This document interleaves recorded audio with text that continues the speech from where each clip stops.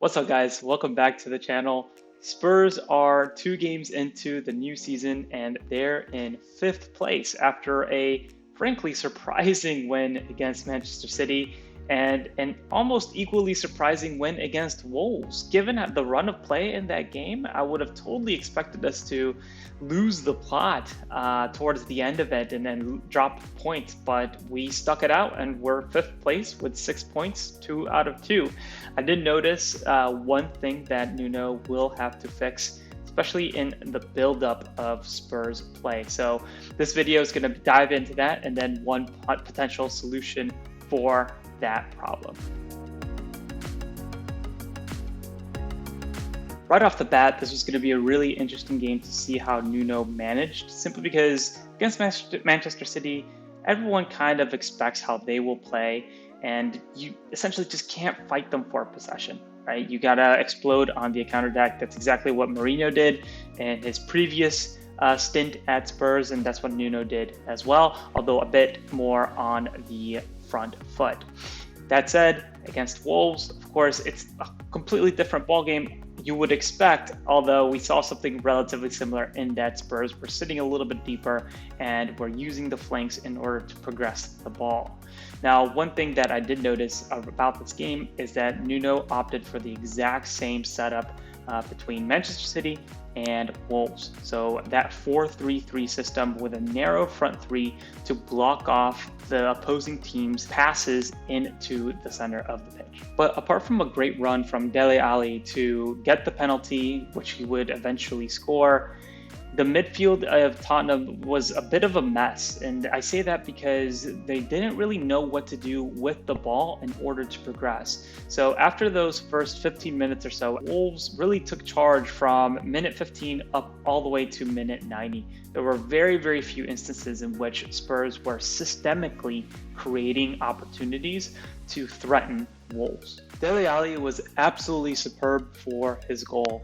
Here we see the move shifting towards Spurs' left-hand side, with Bergwign finding Sergio Reguilon, who exploits the space available to him and is able to slip in a ball towards Dele Alli, who makes a blindside run between Wolves' 2 center backs. The goalkeeper comes out, makes a bit of a fumble with Dele, and Dele gets the penalty. Now, this might sound like I'm nitpicking, but apart from this, albeit crucial involvement, there was very little of Dele Alli, indeed very little of Tottenham's midfield in the forward areas. Wolves are playing at home, have the 12th man in the crowd, and are playing with a certain amount of intensity that just did not let our midfield rest. But there was also something structurally wrong with Tottenham's midfield that hampered their build-up play moving forward. What was hampering them was Nuno's system to build out from the back. Here we see Tottenham's 2 central defenders, Davinson Sanchez and Eric Dyer, making a back 3 with Pierre-Emile Højbjerg dropping into that space to provide some passing assistance. Oliver Skipp is the only one that's available in the central area, with Japhet Tanganga and Sergio Reguilon having high and wide positioning. This, of course, necessitates that a winger, such as Lucas Moura in this particular instance, the ball near winger, drop deep in order to make himself available for a pass. So what needs to be called out here is Wolves' excellent pressing structure. You have Trincao covering the switch with his cover shadow and ready to do pressure Reguilon in case he receives the ball. Raul Jimenez is covering Oliver Skipp in the middle. João Moutinho is pressing the ball carrier, here in this example, Pierre-Emile Højbjerg. Adama Traore is covering the left channel of Wolves, but is also ready to pounce if Japhet Tanganga receives a pass. And then, of course, Lucas Moura is being covered by both Ruben Neves and Marçal. This makes it extremely difficult for Tottenham to progress the ball in a measured manner because, as you can see, every passing option here has their back towards the Wolves/opposition goal. It was for this exact reason that so often Spurs just did not have control of the ball further up the pitch, because every time a player received it, they had their back towards the opposition, which meant that they could only go backwards. They could only pass the ball back to where it came from. That's why we saw so many passes going backwards. That's why we saw so many long passes going forwards, because there was no feasible way to progress the ball through short passing. In fact, Eric Dyer and Davinson Sanchez both had 4 long passes, and both only pulled off 2 of them going forward. As an aside, I think this is one instance in which a player like Toby Alderweireld or Joe Rodon would have done very well. Granted, I know Toby's no longer with us, and I know that Joe Rodon is injured, but regardless, just to make the point. Now, this is essentially the same exact pressing structure, but just further down the pitch for Spurs, right? Closer to the Tottenham goal. We see Trincao with his cover shadow covering Sergio Reguilon, ready to press Eric Dyer. Raul Jimenez with his cover shadow covering Oliver Skipp, ready to press, again, the ball carrier Pierre-Emile Højbjerg, and Adama Traore cover shadow covering Tanganga, and ready to press Davinson Sanchez with Moutinho in support just behind them. It's really worth iterating just how empty the midfield looks with only Oliver Skipp available, and again, almost impossible to be found. There's absolutely nothing that Spurs players can do here except try to get the ball out to the wings or send it long. Apart from that, Wolves have done an extremely good job of covering the middle area of the pitch.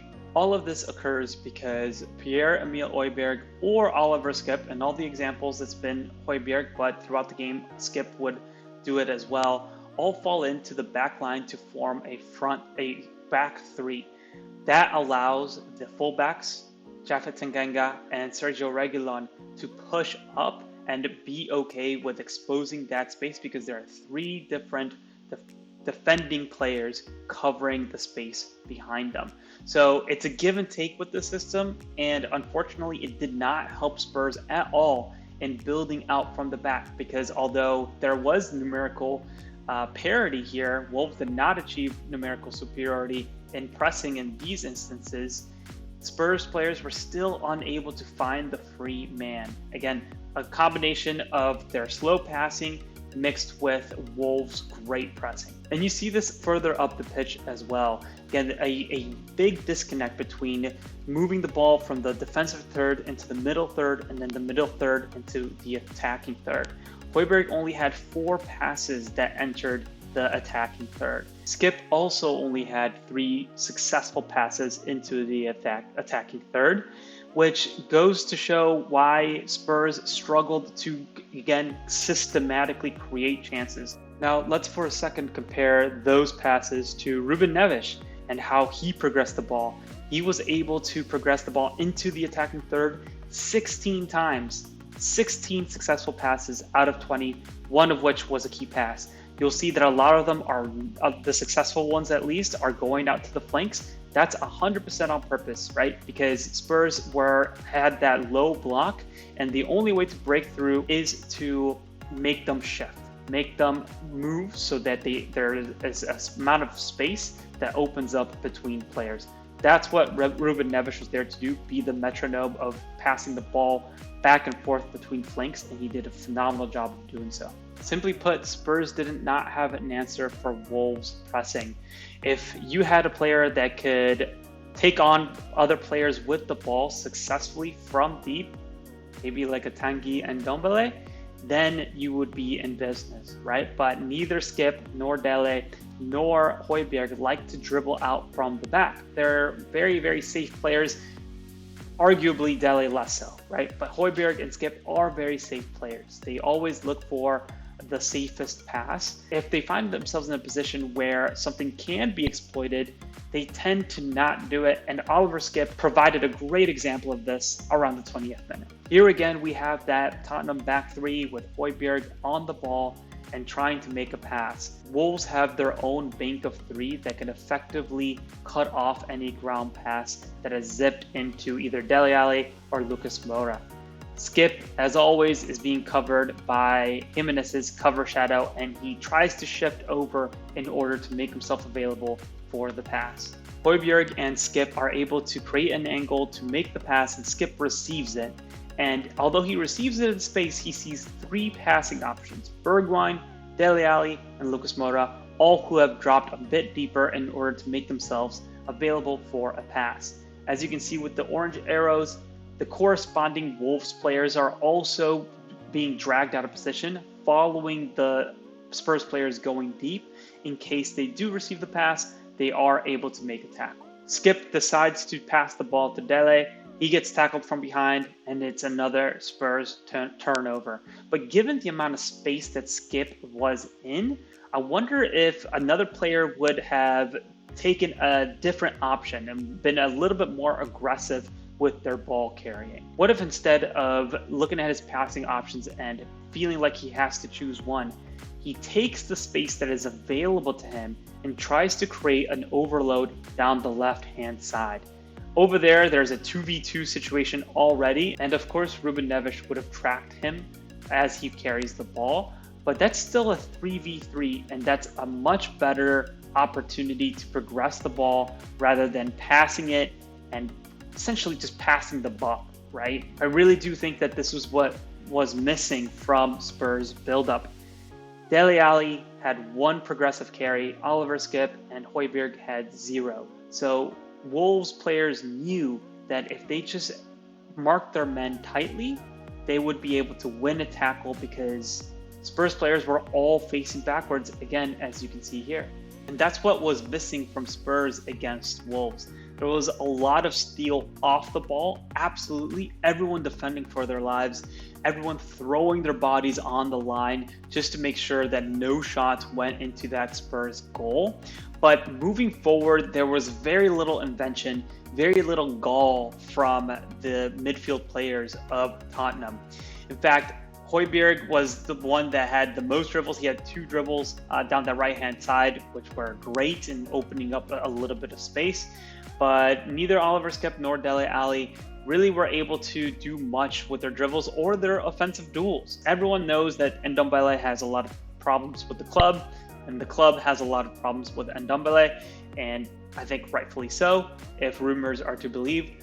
But there is a clear need for something else in midfield, and maybe the answer isn't Ndombele. Maybe the answer is Giovani Lo Celso. Instead of throwing him on for Lucas Moura, can come on and help Skip and Højbjerg progress the ball from deep. Again, since they are not very good at doing just that. On the left, you'll see Dele Alli's stats, and on the right, you'll see Gio Lo Celso stats in defense.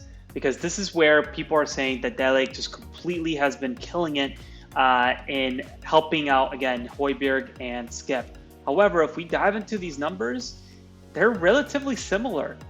And Dele Alli, in this instance, he has a lot of great green-looking graphs because FBref, for whatever reason, can only compare him to attacking mids. Whereas what we're looking at for Lo Celso, he's being compared to midfielders.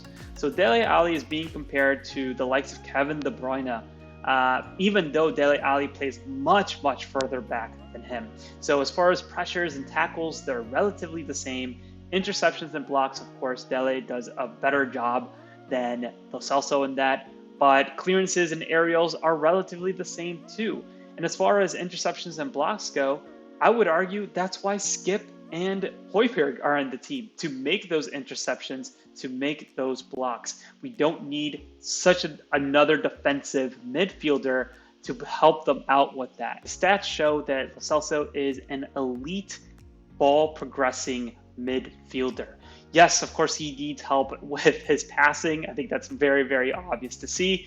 I don't know. I think Nuno has to set up more cones or something just to refine his passing. But in almost everything else, he is a top player that can help Spurs build out from the back. My suggestion, or I guess my idea, I don't know about suggestion, I can't really tell Nuno what to do, but my idea would be to test out Lo Celso a little bit deeper. And if you want Dele on the pitch, keep him there, but just push him up a little bit more, right? That way we see a little bit more of his high pressure style and actually winning the ball back in dangerous areas and not just helping out Oliver Skip and Højbjerg. I really do think that it just does not do Dele's attacking prowess a service being so deep. So guys, I know that it was a long video. I hope you found it insightful, interesting. I don't know. But it's all very important because Watford is at the weekend, and Wolves are a great team. Manchester City are a great team. Watford, I'm sure, are a great team in their own right, but they also just came up from the championship. It's a game that Spurs should be driving. It's a game that Spurs should be dominating and making sure that they're playing front foot football. Can't really have any more of that counter-attacking stuff, especially against ex-championship team. Let me know what you think in the comments below. Looking forward to seeing all your guys' thoughts. Cheers, guys.